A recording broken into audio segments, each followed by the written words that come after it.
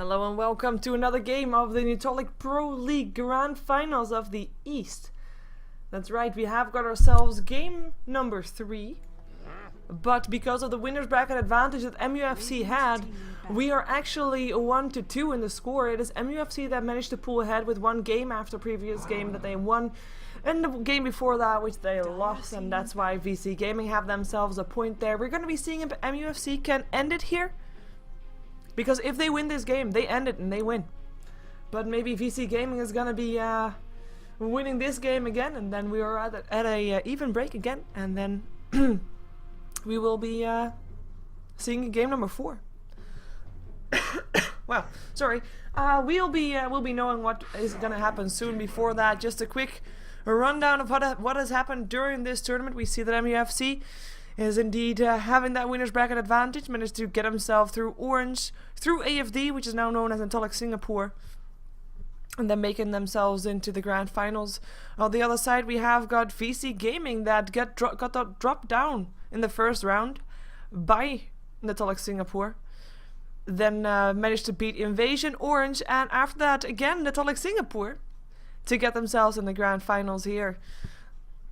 Of course, as well, this tournament is sponsored by Raycall, and you have a chance to win yourself a ticket to TI3, including hotel and flight.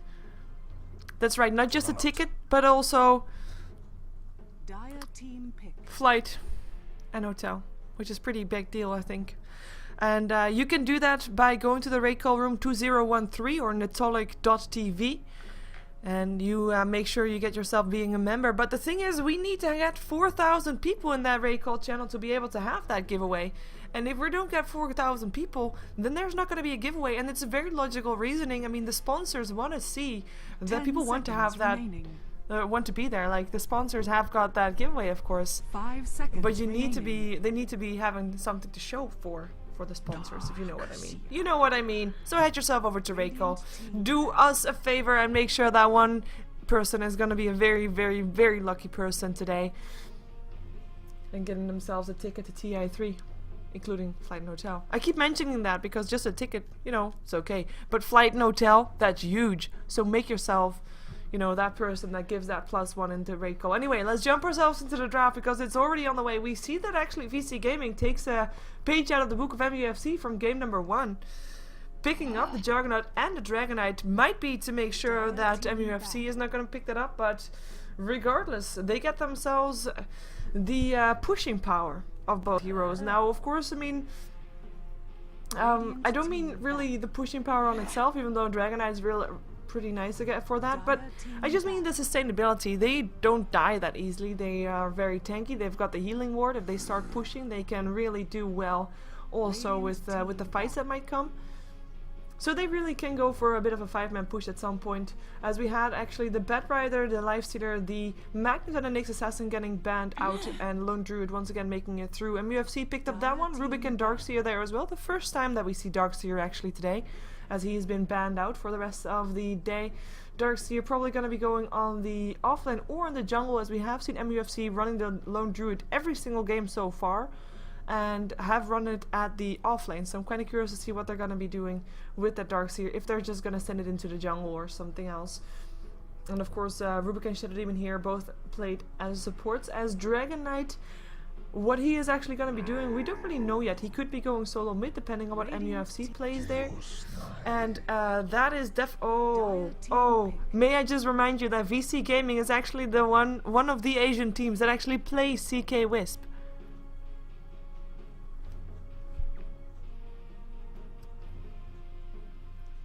So I'm kind of excited to see that, if they're going to indeed be picking that one up. We have a Keeper of the Light, Lishrek, and a Nature's Prophet getting banned out by MUFC, while Vici Gaming banned out heavy 10 seconds remaining. Gang/spammy heroes.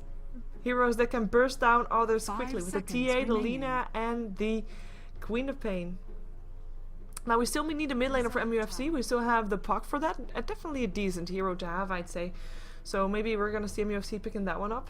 As they also still need a secondary carry, as we are used from them, especially now that Vici Gaming have themselves 3 potential carries. MUFC now picking up a Chen. I am kind of curious to see what they're going to be playing, or how they're going to be playing that rather, because I just said that I was expecting maybe Darkseer to go into the jungle, but maybe now we're going to be seeing Darkseer in that mid lane, Chen in the jungle, Lone Druid off lane, and then Rubik still being paired up with something, as IO indeed is going to be the pickup for VC Gaming, and that is going to be Chaos Knight Wisp for VC Gaming. Told you so, but yeah, that was of course with the Chaos Knight pickup. I'm sure you've all seen that before, and I don't think they have lost with it yet, actually. 10 seconds. 10 seconds remaining. 5 seconds remaining. Anyways, MUFC, last pickup. They still have got plenty time left into their bonus time. We see that VC Gaming hasn't used any of their bonus time, by the way. They knew exactly what they wanted, they got it, and they didn't need to think about it any extra. MUFC with a Chen, it's gonna be tough. Like, Chen has a lot of sustainability, that's great, but he is also one of those heroes that is easily picked up by IO Chaos Knight combination. And we can actually see two dual lanes coming out from VC Gaming. Now what we see in European Dota is of course dual lanes with Chaos Knight Wisp in the mid lane, but I'm kind of expecting that to still be a solo lane. And maybe we're going to be seeing a Juggernaut on the safe lane solo, and then an aggressive trial lane with Chaos Knight, IO and Shadow Demon there, but I think time will tell. Really depends on what that last carry is going to be. It's actually going to be a Luna. So having that extra pushing power, of course Chen and Luna combination that you see fairly often actually, because of course that aura also helps out with the creeps that Chen picks up. But is this then going to be Luna that reaches level 6 and Chen that reaches level 6 and they're just going to start pushing if the Lone Druid has his arm on the top? It's going to be tough though, because around that time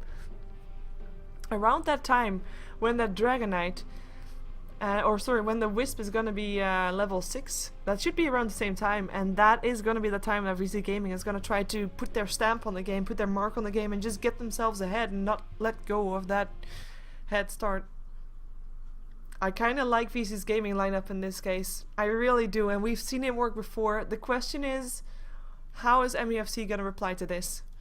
Normally one of the things that a lot of people say, like, okay, you know what, if you're playing against the Wisp, you're always basically forced to play a specific kind of playstyle, to just go for 5-man Dota. But is that actually going to be something that MUFC really want to do? Because with the Lone Druid there, I mean, he needs his farm as well as the Luna, and they can't really farm on the same lane. So do you really want to go for 5-man Dota, or are you going to be hoping that you've managed to get ahead that far, that when that Wisp is level 6, it is going to be no problem for MUFC to do 5-man Dota, because that would be exactly what they want, and that would be actually them pushing in. There's a lot to deal with though. If they start pushing in, like normally you would say something like you have got a bit of a team fight potential, but what MUFC has is pushing power and sustainability with the Chen heal. But if you look at VC's lineup, I mean, you've got disables aplenty with the Dragon Tail and the Chaos Bolt. It's tough. It is definitely not easy. Let's see though, who is going to be playing what? We have Winter once again on the Rubik. He's going to be playing as a support, of course. Ling on the Chen. It will be FC playing that Lone Druid. Huntrash player will be up on the Luna, and it will be the Darkseer played by WWK. And we jump ourselves over to the Radiant side, where we see Fenrir playing the Shadow Demon. It will be FY playing the IO. CTY will be going into the mid lane on his Dragon Knight. We have XTT on the Juggernaut, indeed on the solo lane then. And the last but not least is of course ZSMJ playing that Chaos Knight for his team. And I do think we're going to be seeing an aggressive trial lane, but we shall find out. Unless they really want to leave that Juggernaut by themselves. They actually smoke up. So far, both games that we've seen so far, both teams have gathered up to get the top rune. And we actually have seen the first blood being spilled in game number 1 on that place. Well, actually we didn't see that because I kind of missed first blood, but it was still there. So maybe now they're going to be trying something something new, something different. MUFC though going to be playing it carefully, going to be playing it safe. And they know they only have a dual lane, and they kind of don't have another option than to go for the safe dual lane, of course, with Ling in that jungle. Lone Druid indeed on the off lane, and in the mid lane we'll be having the Darkseer. Whoa, they realize that they're there. I think they got spotted out though. The tether helps out. Here it comes, and that's gonna be Winter going down. He has no place to go. 2 seconds stun. Telekinesis is still gonna be there, but it doesn't matter. And XTT picks up the gold. First blood on the board for VC Gaming once again. And they know that there's still one there, but they can't really dive it. Pinks come out from Montage Player. pinging himself because he can, or pinging as much as he can. As we have got the... oh, let's see where the rune is gonna spawn. We do actually have FY hanging around here to see if he can get lucky. Maybe it's gonna be Chaos that gets lucky here. They actually rotate, so we are gonna be seeing a solo Juggernaut. And the rune is gonna be the haste rune bottom. But a solo Juggernaut up against a Rubik and a Luna, that's gonna be not that easy. Now he does of course have the Blade Fury, so he will be able to twirl himself away. But if there's gonna be a Chen coming in, the telekinesis will be there. The Chen stun can hit, and I'm saying Chen stun, but it's basically the one from the Centaur that I'm expecting that he'll try to pick up. But it can hit in time before the Blade Fury is there, and Juggernaut with the Loosened Beam there as well. It's not going to be that easy to get himself away of that, but we'll see how he's going to do with that. We have in the meantime the bear pulling the creep wave, just as XCT pulled creep wave by the way, to make sure that he gets some experience here, gets himself some harassment as well as a thank you card for bringing the creep wave around. As well, it's going to be a tough lane for him. And it's all about that mid game for both teams though. All about that mid game to see if they can get themselves ahead, to see if that Wisp can get level 6 and then take the map basically. Make sure that MUFC gets scared to go out by themselves and hopefully do that before they are farmed enough to actually go for 5-man Dota. But for MUFC it's going to be that they are the ones to want to go for that 5-man Dota when they are ready, and try to maybe shut down that Wisp in time, and try to anticipate when they're going to be jumping towards someone, and try to bait it out perhaps as well. Try to bait out some Wisp TPs and then just kill them off when they go. It's all going to come down to anticipation and control of the map. As we have couriers being exchanged there, or couriers bottles being brought back and forth. CTY in the meantime getting 6-2 in the mid lane. WWK 9-0 actually, no denies. But with that Iron Shell, definitely able to do okay in this mid lane as we were expecting him to do. And I say okay in the mid lane, but that's actually him being tower skipping creeps basically, because he is actually dire and he's on the radiant side of the map. Bear in the meantime trying to pull some more creeps. He's actually going to go down soon by the looks of it, or at least getting very low. Fenrir might be able to kill him off, but the creep wave so far already being brought down so low that it's going to be tough, and they actually might be trying to pull neutrals with this if they want to. Yeah, they can. Nicely done. Nicely done indeed. In the meantime, Juggernaut going down the top lane. That was the combination that we knew was coming. Not with the Centaur, but with the net that of course goes through the Fury. The Blade Fury. It is gonna be Chen actually, Ling, that picks up the kill for that one, and now he gets the Centaur, so nicely done for him. As that will be the Juggernaut back towards the top lane. XCT gonna be trying to continue to gain himself some levels. That's the only reason that he's there for. If he gets farm in the meantime, it's great. But levels, not really that needed. Good graph though with that kill, Golden Wave MUFC also of course, because they're just doing really nicely on the farm. In the mid lane it is WWK that is 18-0, getting ahead of CTY that's sitting on 10-3. On the top lane they have Huntress player on 16-8, while XCT is slightly behind on 4-1. Well, I say slightly, but that's quite behind actually. And in the meantime that lone Druid, even though he is not getting that much, he only has 2 last hits. He is definitely making sure that the supports of Vici Gaming is not getting anything, because they are just constantly forced to get the bear, even though they get some neutrals out of it, I guess. In the meantime, ZSMJ is the only one that's really farming nicely on the side of Vici Gaming. He is on 19-9, still slightly behind on WWK, but that's just because he's a Darkseer. In theory, he's not missing any last hits. He does get a Dragon Tail though, takes a lot of damage. If there's gonna be another Dragon Breath of Fire, might be enough, but he didn't want to risk it. Too tanky. Too tanky. And the bottle is empty and gotta get refilled again. In the meantime, the Juggernaut level 4, we have to of course keep an eye on the levels there. If we look at the levels regardless, level 3 and Lone Druid level 2. 2 lowest levels in the game so far. 2 level 3s up on the side of VC Gaming. But of course, I mean, we can compare the Lone Druid mostly to the Juggernaut, and that's just 2 levels difference. That's quite a lot there. ZSMJ can compare that to the Luna, level 5 up on Luna, level 5 up on ZSMJ, so fairly even there. And another time the bear comes to do something, he is invisible though. Just keeping tabs on where he is, I guess. Tower is under attack. And look at this harassment that's being done by the creep. CTY having some trouble with that Iron Shell. And he can't really do anything against it. He can't really die, but at some point he might cause WWK to overextend and one of them will get a kill. But it's still very annoying for him to deal with that. And that's an Iron Shell up on himself actually. There's a Dragon Tail. No more mana for a Dragon Tail actually. And it's gonna be WWK that realized that, might try to chase it down. Tower is gonna be forcing him back. In the meantime on the bottom lane the push is on. Just pushing down the tower while they can. Don't really have any chance to kill off a lone druid. He's safe behind his tier 2 tower at level 2. But the creep wave will suffer, and that's also the reason why we see the tier 1 tower drop, as we have XCT running himself out with the Blade Fury. There will be a telekinesis though. If they get some vision, they lock him in, and that's gonna be XCT going down. Most likely cannot get himself away from this one. Nope, he cannot. One trash player picking up the kill in the meantime in the mid lane.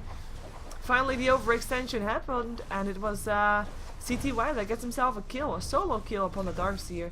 In the meantime, the push is continuing here. Lone Druid still not in any danger, hides himself behind the tier 3 tower. But his tier 2 tower now under siege after his tier 1 tower already dropping, and this will force MUFC to also start pushing on the top lane and just try to get the tower. They almost have it, and with the Chen, of course, with the Chen creeps, and of course the Luna Blessing, they will be able to do that. It's just, they will give, with this, they will give Juggernaut a bit of extra space to farm. But yeah, overall, no extra rotation apart from Famer trying to go in from behind, maybe on the Lone Druid. We got 3 left in, there comes the stun, it's 3 seconds, and they should be able to kill this off. No Shadow Demon needed. And Shadow Demon actually gonna take some harassment from the tower. It's gonna be charged up by WWK. There's a disruption, still a lot of damage up on Fenrir. Has to be careful, the surge is there still though. The haste rune actually doing more work. Tether stun gonna be there. Is there gonna be another stun? Yes, there is. 3 seconds, and it's gonna be the Darkseer that drops. In the meantime on the top lane, Juggernaut went down once again. It is 4-3. With most kills going the way of Vici Gaming. But yeah, MUFC, they got 3 kills, but all 3 are up on the Dark Juggernaut. The other 2 lanes, they have no control over whatsoever. So Vici Gaming getting ahead on 2 lanes, but definitely losing the other one. While MUFC definitely winning their top lane, so that's good for their Luna to get herself some extra farm. I mean, her net worth is doing quite nicely. But on the other hand, 2 lanes are being won by Vici Gaming as well. Mid lane and bottom. Definitely making a difference. Now with the Eclipse up on the Luna, maybe trying to go for something soon as the deny is there. So it is still a tower to go down. So towers are now in favor of Vici Gaming with having 2 towers down on the side of MUFC with only 1 tower down on their own side. But the deny definitely good to have. Let's see if they can do something here though. I mean, the rotation from MUFC definitely started now, as you can see. Though it's not that convincing just yet. Radiant's bottom tower is under attack. What? Oh.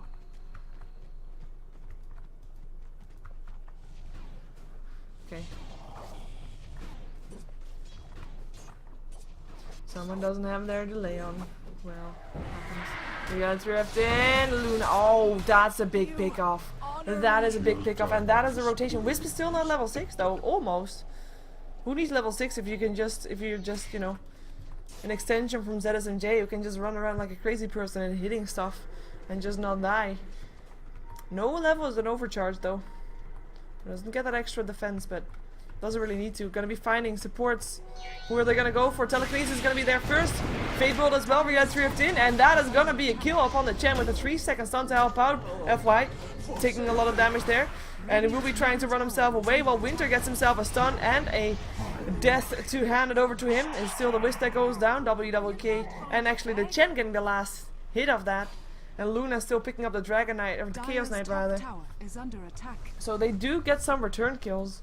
Good ones as well, with the Luna picking up one of the kills, but it definitely shows some of the potential that VC has. I mean, you saw the burst damage. If you get a good stun, that target is dead. MUFC, the only target that's really a bit tanky is a Lone Druid, and maybe the Darkseer at some point as well. CTY, looking for something, looking for an opening, maybe for Dragon Tail. Wisp TPing in as well, looking to go. Relay drift in. It's gonna be a stun up on the Luna with also a stun up on the Chen. Chen will be going down. Mechanism helping out. Is gonna be still getting bursted down. Dragonite getting the kill, and they want to go for Winter as well. Winter goes down. 3 heroes dead. Wisp TP back to base. And Vici Gaming getting themselves ahead quite convincingly. They're ready for it. Getting gangs. Getting stuff in return for it. Let's see if they can get themselves a tower or if they're actually gonna try for that, because that is of course the question. Do you really want to already try to start pushing, or do you just want to try and continue to get ahead with your farm? As we have got Lone Druid still happily farming. Gold graph though going the way of VC Gaming. Experience graph definitely a bit more convincing. 4,000 experience in their favor. And the net worth, we already see that. Drum charge is being used. We got drift in. Whoa, bit of mad miss micro there from the Lone Druid, who still goes down. I actually thought he was going to get away with the block of the bear. But put his own hero on hold. Not really the best way to micro your hero if you're trying to run away. But another kill, even without a relocate. Relocate up again in 18 seconds. This is the time. The time that I mentioned, where Wisp and CK will be having to be feared. Now the question was, at the time when I mentioned that, is MUFC going to be ready for that and go 5-man and then win the game with their heroes? But based upon their farm, they're not really ready just yet. Luna does have drums, does have a Ring of Aquila, which is all nice. But are they actually ready? Mechanism up on the Chen and his ulti does mean that he is also ready. Lone Druid, not that ready though. And does he have his bear actually? He does not have his bear. He also doesn't have an armament, I believe, on his bear, which is basically the criteria that I'm normally thinking of for going 5-man Dota when you have a Lone Druid on your team. We do have a rotation with not a smoke, just 5-man Dota. They can't really walk into that. They have to be careful. Wisp TP is up again, but they don't see anybody on the map that they can take down. There's the bear again. Let's see what the bear has. Nothing just yet, actually, apart from boots. Oh, Fenrir trouble. Just walking past that one, and it's actually Darkseer that surges himself away, thinking that disruption can buy time for Wisp CK to TP in. Don't want to be getting caught up by that one.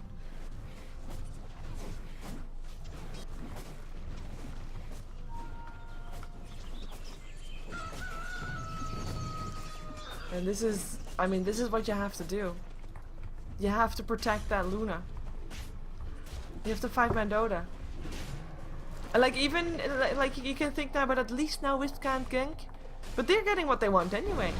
They're making their opponent farm less purely out of fear for that relocate combination. As I said, you force your opponents into a specific kind of playstyle. That's outside. And, you know, that's all you really want to have. Top tower is under attack. Let's see what they can do with this smoke up actually from MUFC. Let's see what they're gonna be finding. VC Gaming, they realize everybody is missing from the map, so they are they could be expecting something. Maybe they're counting on the fact that they are ahead. They can take this. They find Winter first, looking for Fenrir. There's gonna be the only flash. Winter is already gonna be going down. It's the first one. It's gonna be Luna that still pops out the Eclipse but goes down regardless. Disruption gonna help keep ZSMJ alive, who still has that reality of the leftover there. Darkseer gonna get bursted down. Wisp relocate is bringing ZSMJ into safety, getting himself some more HP. Will be teleporting back here as the rest of MUFC is already backing off. They can't really do anything. The bear is not ready for this. Needs luck rather than anything else. Needs those entangles.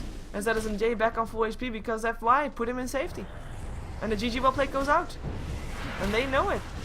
This kind of playstyle, they either have to 5-man up against VC or wait until VC makes a mistake, and both are kind of not possible right now because this is their prime time and they are so far ahead, and this is gonna put their score on 2-2. We're gonna be seeing the last and deciding game of this grand finals for the Netolic Pro League, for which once again we are I am gonna be pointing you to Raycall room 2013, because if you want to have a chance to win a ticket to TI3 including flight and hotel, you better go to Raycall room 2013. We need 4,000 people in that room to be able to get that going.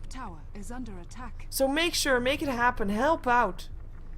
And then we can get ourselves a chance to go to TI3. There will only be a giveaway if there's actually 4,000 people there. I am Sheever. If you want to support me, you can of course go to youtube.com/SheeverGaming and subscribe there. You can also follow me on Twitter and Facebook under the same name of SheeverGaming. Of course, I also have a website, SheeverGaming.com. Check that out, blah blah. You know the drill. We are jumping ourselves into the last game for the grand finals of the Netolic Pro League. Stick around.